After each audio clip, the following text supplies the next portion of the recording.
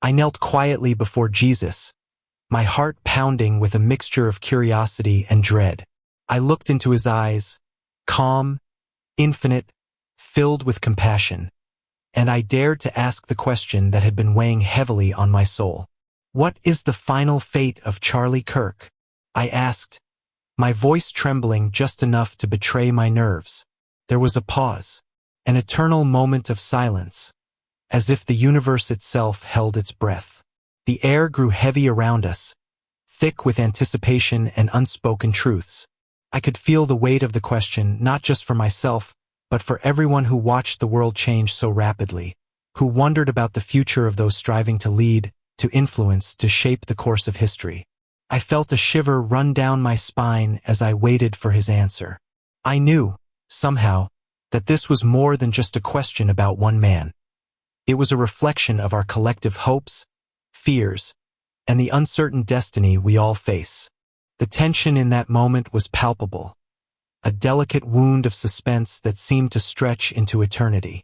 Then, slowly, Jesus opened his mouth.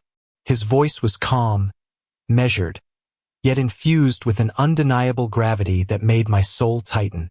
"Charlie Kirk," he said softly, "is a soul on a journey that intertwines with many others. His path is not yet fully written, but what lies ahead depends on the choices he makes, what he embraces, what he rejects, what he sacrifices." A cold wave of uncertainty washed over me. I had expected some definitive answer, some clear fate carved into stone. Instead, his words danced around the idea of destiny. Fluid, malleable, shaped by free will. My mind raced, trying to grasp the depth of what he was revealing. Was this a warning, an encouragement, or a mirror reflecting our own fears about the future of those who stand in the spotlight? His gaze softened, and he continued, "Every soul has a purpose, and every choice leaves an imprint on their destiny, on the world, on the very fabric of eternity. Some paths lead to light, others to darkness, but ultimately, it is the heart that guides the way." Charlie's journey is no different. It is still unfolding, and the outcome is not fixed. I felt tears prick at the corners of my eyes. The ambiguity was almost cruel, an open-ended story unresolved, a mystery that refused to be pinned down.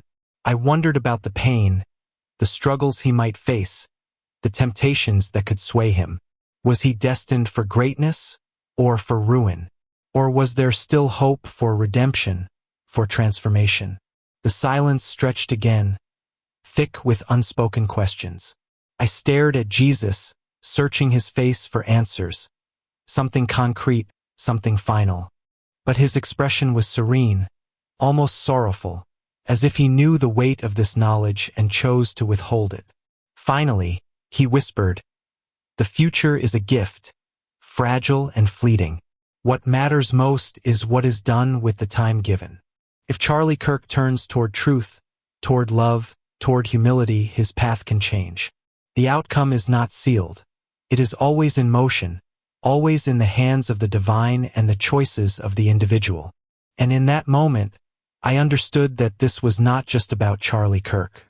It was about all of us, our fears, hopes, and the immense responsibility we hold in shaping our destinies. The answer left me in tears, not tears of despair, but tears of awe, of realization that the future remains unwritten, and that every soul, no matter how illuminated or lost, is still within the mercy of divine grace. The silence returned, heavy and sacred, as I sat there, holding on to that fragile hope, the hope that even in uncertainty, there is always a chance for redemption, for light to break through the darkness. It was late at night when I found myself on my knees, overwhelmed by a heaviness I couldn't shake. The chaos around us, news headlines blaring with division, protests, conflicting voices, had left my soul exhausted. I felt a deep, aching sorrow for our country, for the people I loved, and even for myself, caught in a whirlwind of confusion and spiritual doubt. I wondered if there was any hope left in the midst of all this turmoil. My heart was pounding with a mixture of fear and longing, desperate for clarity. for guidance beyond what the world could offer. In that quiet, vulnerable moment, I closed my eyes and whispered a prayer I didn't even know I was forming. I begged for divine wisdom, for an answer to what seemed like an unanswerable question. What is the final fate of Charlie Kirk? I didn't just want to know about one man. I needed to understand the future, not just for him but for all those who stood in the spotlight, fighting for their beliefs, their purpose. I was searching for meaning amid the noise, longing for reassurance that somehow, this chaos could be redeemed or at least understood through a divine lens.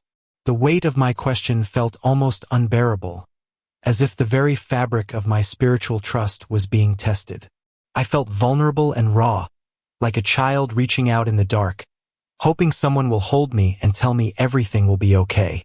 As I sat there, trembling slightly, I sensed a stillness settle over me, a calm that contrasted sharply with the storm raging within and outside. I looked inward, trying to find the courage to face whatever answer might come. The quiet grew profound, almost deafening, until I felt the presence of something greater, something eternal. Then, a voice, gentle, calm, filled with infinite compassion, spoke softly in my heart. Charlie Kirk, Jesus said, is a soul on a journey that intertwines with many others. His path is not yet fully written, and the ending remains in the divine hands. I braced myself, my mind racing to grasp the meaning behind those words. Was this a reassurance? A warning? Or perhaps a reminder that each of us is a work in progress, constantly being shaped by our choices and circumstances? I felt tears well up, not just from the emotional weight of the moment, but from the truth that I was glimpsing. An understanding that no fate is sealed, no story is finished until the final chapter. In that instant, I realized how much I longed for certainty. Yet here was a divine answer that acknowledged complexity, grace, and free will. I thought about the pain in my own heart, how I wrestled with feelings of helplessness, frustration, and hope all at once. I wondered about Charlie Kirk's own struggles, whether he was destined for greatness or for ruin, or perhaps a path that could still be redeemed. The answer from Jesus didn't give me a definitive conclusion, but it offered a profound truth. The future is fragile and sacred, always in motion, and ultimately in the hands of divine mercy and human choice. That moment of divine silence, of divine reflection, left me in tears because I realized that even in uncertainty, there is hope. Hope that no matter how dark the night, the light of grace is still shining somewhere, waiting to break through. I left that prayer with a renewed sense of humility and trust, knowing I may never fully understand the final fate of any soul, but that divine love and mercy are always present, guiding us through the unknown. And in that quiet, sacred space, I found a fragile peace, a reminder that our stories are still being written, and that hope persists, even when the ending remains unseen. I remember that night vividly, how I intentionally stepped away from the chaos that had become my daily life. The noise of the world was relentless, screens flashing with endless headlines, voices shouting across social media, the constant hum of distraction that kept my mind spinning. I knew I needed more than just a temporary escape. I needed silence, stillness, a sacred space where I could truly listen. So, I shut everything down. My phone, the television, even the background noise of the world outside. I found a quiet corner in my home, a place where the air felt different, thicker, heavier somehow, as if the atmosphere itself was holding its breath. I settled into that space, lowering myself onto my knees, eyes closed, heart pounding softly in my chest. The room was silent except for the gentle rhythm of my breathing, each inhalation and exhalation becoming more deliberate, more intentional. I could feel the weight of the silence pressing in around me, like a heavy curtain drawn across the universe, isolating me from everything else. It was as if time itself slowed down, every second stretching, waiting for something sacred to unfold. The stillness was almost tangible. It pressed against my skin, seeped into my bones. I could sense the presence of something divine in the quiet, something ancient and immense watching over me. I took a deep breath, trying to still my thoughts, to quiet the restless chatter inside my mind. With each breath, I felt a gentle pull into a space beyond words, beyond understanding, a place where the soul could speak freely. The heaviness in the air grew more profound, as if the universe had narrowed down to this single, sacred moment. I was acutely aware of the silence around me, how it seemed to amplify every feeling, every unspoken prayer. The tension in my chest eased, replaced by a humbling sense of anticipation. I knew something significant was about to happen. I could sense it in the stillness, in the way the silence stretched on, unbroken and pure. It was as if the divine was waiting to reveal something, and I had to be still enough to listen. I surrendered to that silence, letting it envelop me completely, feeling my heartbeat slow, my mind becoming quiet. My thoughts no longer raced. They drifted, like clouds passing slowly across a clear sky. I felt my spirit opening, receptive and vulnerable, ready to receive whatever was about to unfold. Time seemed to stand still as I sat there, in that sacred silence, holding my breath in anticipation. I knew I was on the cusp of a divine encounter, and everything else, the noise, the distractions, the chaos, faded away into insignificance. In that moment of profound stillness, I was no longer myself but a vessel, waiting quietly for something divine to speak. The heaviness of the air carried a sacred weight, a sense that something holy was about to happen. And I was simply there, waiting in the silence, surrendering to the divine presence that was about to reveal itself. In that moment, time seemed to pause completely, as if the universe itself had drawn a deep breath and held it, waiting in reverent silence. Every sensation sharpened, the gentle glow of light that seemed to surround the presence, warm and all-encompassing, like the sun's rays softly embracing the earth after a long night. I felt the air shift, not with force but with a divine weight that settled gently upon my soul, filling the space with an overwhelming sense of peace and sacred awareness. It was as if I had stepped into a realm where eternity touched the present, where the boundaries of time dissolved into a profound, infinite now. His presence was not merely felt in words but in the atmosphere itself, an unspoken yet unmistakable reality that radiated warmth, mercy, and authority all at once. The light around him seemed to pulse softly, a rhythm that echoed through every fiber of my being, reminding me that I was in the presence of something eternal, something unchanging and all-knowing. The atmosphere was thick with love, so pure, so profound, that it brought tears to my eyes, tears I couldn't control, tears that came from the depths of a heart overwhelmed by grace. The words he spoke didn't come as a voice in the way I'm accustomed to. They felt more like a gentle wave of truth washing over me, carrying both the weight of eternity and the tenderness of mercy. His words carried a divine authority that resonated deep within, yet his tone was gentle, an invitation to understand, to accept, to trust. There was no judgment, only a calm affirmation of what is, an unchangeable truth that flows from the very core of divine love. His message was not about opinion or politics. It was about something far greater, something that transcends human understanding, yet is accessible through faith and humility. His voice, if I could call it that, felt like a sacred current, flowing through the fabric of eternity. It was the voice of mercy and truth intertwined, both firm and tender. It carried the weight of divine authority, yet it whispered of compassion so fierce that it broke through all barriers of fear and doubt. It was an eternal sound, resonating in the silence that enveloped us, reminding me that the divine's plan is rooted in love, mercy, and justice, all perfectly balanced in his presence. He spoke not to condemn but to reveal what lies ahead, truth that is not meant to crush but to free. His words were a reflection of the divine heart, pure, unwavering, yet full of mercy that reaches into the depths of every soul. I felt it, his words, like a sacred illumination that illuminated the darkness within and around me, revealing that the final destiny of any soul is ultimately in divine hands, hands that are both just and merciful. In that divine moment, I understood that what he was unfolding was not about fear or despair, but about hope rooted in eternal love. That no matter what the future holds, divine mercy is always present, always guiding those willing to listen. His words echoed in the stillness, echoing through eternity. The journey is sacred. The outcome is in the divine's care. What matters most is the heart, what it seeks, what it embraces, what it surrenders. And as the silence stretched on, I was left in tears, tears of awe, of surrender, of recognition that I was standing in the presence of something divine, something beyond human understanding, yet accessible through faith.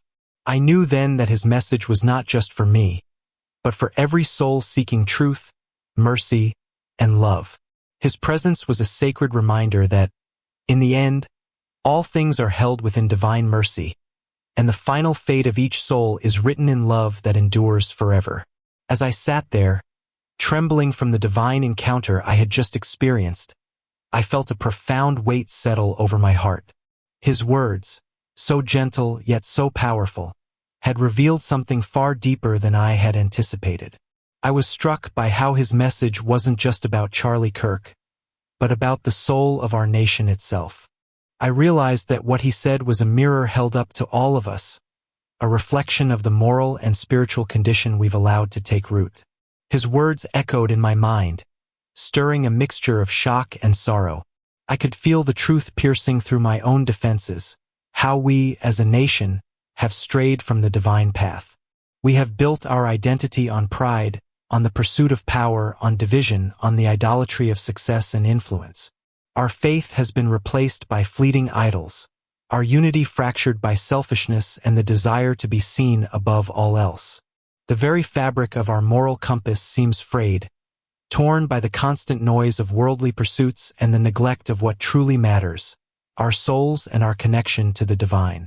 I saw how this spiritual drift has led us into darkness, a darkness that clouds our vision and blinds us to the truth of love, humility, and mercy. His words made me realize that the final fate of any individual, and indeed of our nation, hinges on the condition of the heart.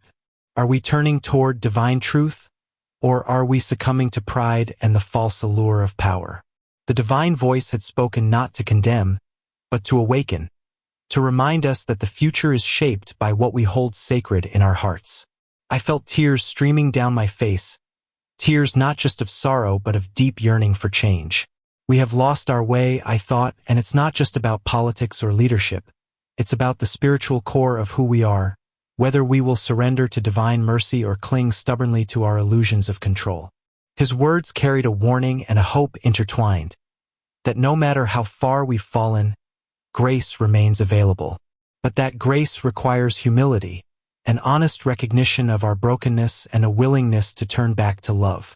I understood then that the destiny of our nation depends on the collective turning of hearts, not on superficial victories or political wins.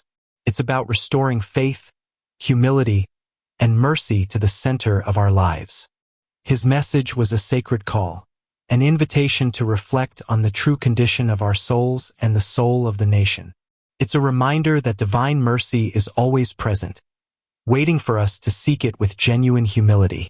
As I sat in silent prayer afterward, I realized that the divine words had not just answered my question.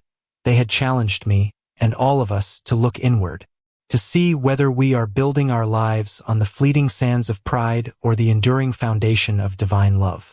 The final fate of any nation, like the fate of any individual, depends on the choices made in the quiet of the heart. And I pray with all my soul that we choose wisely before it's too late. As I sat quietly afterward, my heart heavy with the weight of what I had heard, a gentle reassurance began to dawn within me. Jesus' words, while revealing the fragile state of the soul, both of Charlie Kirk and our nation, were not spoken to condemn, but to beckon us toward hope and renewal. I realized that even in the face of judgment, there is always mercy. His voice, full of compassion, reminded me that no one is beyond the reach of grace, no matter how far they may have wandered. It is never too late to turn back, to seek humility, and to open our hearts in prayer. That is the message I hold on to now, that the divine love is always present, waiting patiently for us to come home.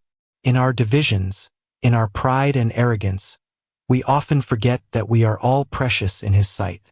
No matter the mistakes, the errors of judgment, or the paths taken astray, the door to redemption remains open. Jesus' words made it clear that our nation's fate is not sealed by our sins, but by our willingness to humble ourselves before the Lord. When we lay down our pride and seek His forgiveness, we begin the process of spiritual rebirth, renewing our hearts and restoring our unity as children of the same divine Father. There is still time, I was reminded, to repair the broken bonds that divide us. We are called to be shepherds of one another, guiding each other toward love, forgiveness, and understanding.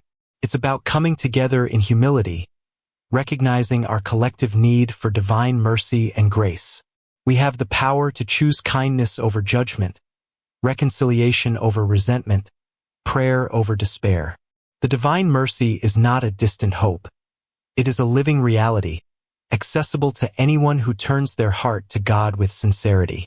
This moment is an invitation not just for Charlie Kirk, but for all of us to embrace spiritual rebirth, to surrender our illusions of control and pride, and instead, seek humility and genuine connection with the divine.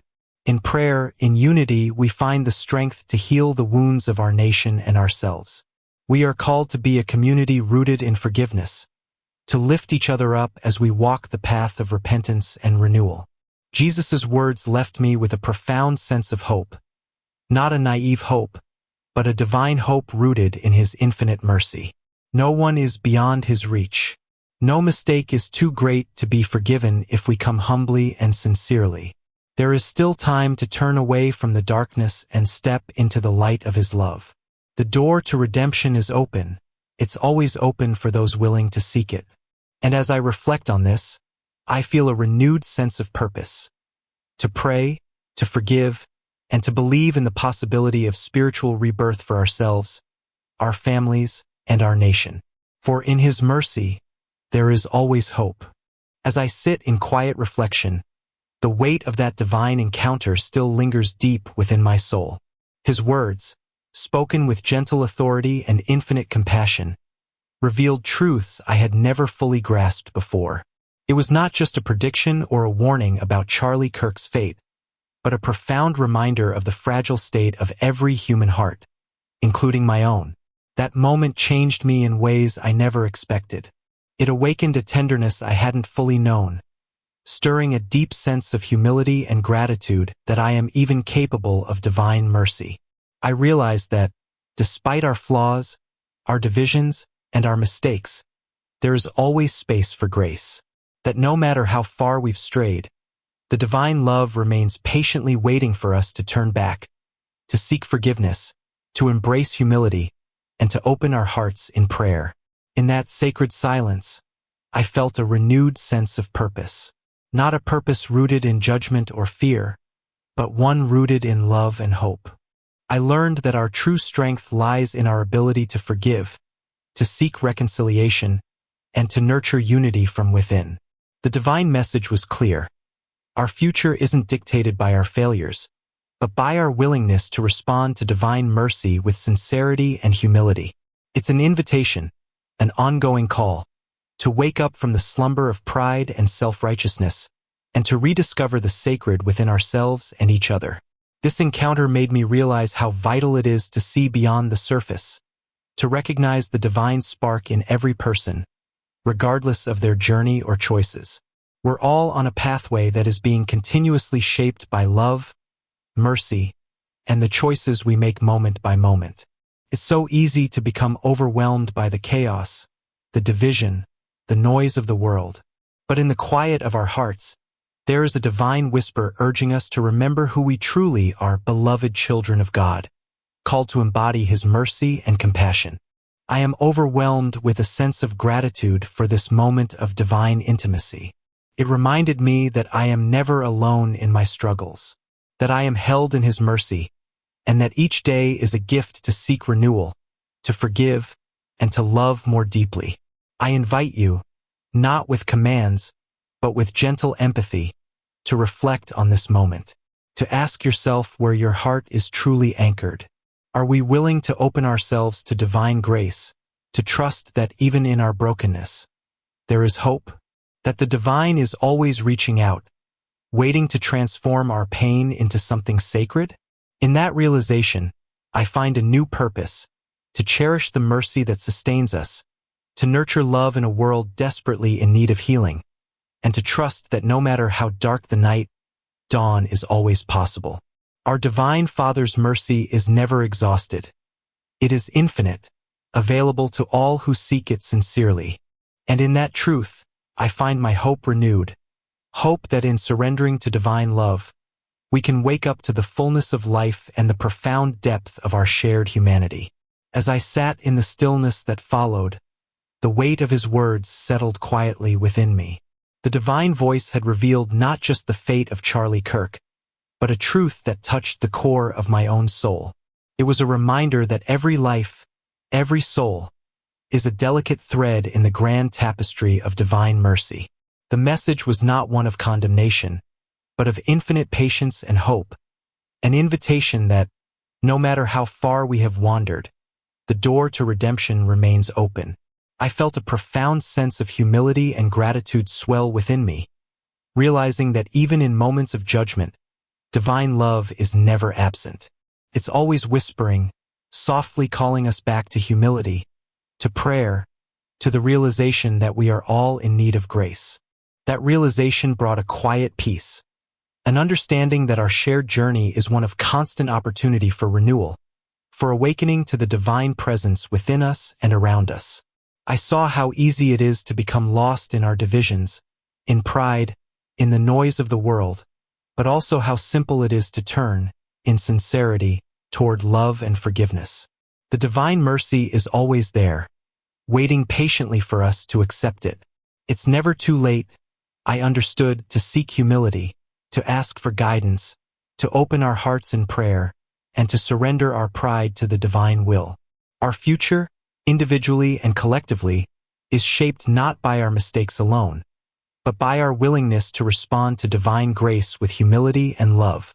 This moment of divine intimacy left me humbled and grateful, knowing that I am part of a larger story, a story of redemption, hope, and divine mercy. It's a gentle reminder that no matter how dark the night, dawn always follows, and within that dawn lies the promise of new beginnings. The divine is always reaching out, always waiting for us to turn back, to open our hearts, and to receive his unending love. Now, I invite you, yes, you, to take a moment, to breathe deeply and reflect on what this message awakens in your soul. Perhaps you feel the call to forgive, to pray, to surrender what you've been holding on to. Maybe you sense a gentle nudge to embrace humility or to seek reconciliation.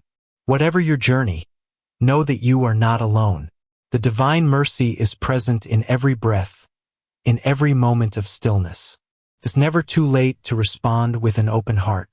So I ask you, in this sacred silence, to listen deeply to the whisper within. A call to love more fully, to forgive more freely, and to trust that divine grace can transform even the most broken parts of us into something beautiful.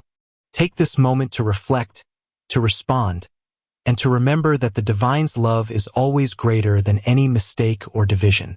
And may we all find the courage to walk in that love, step by step, into the fullness of hope.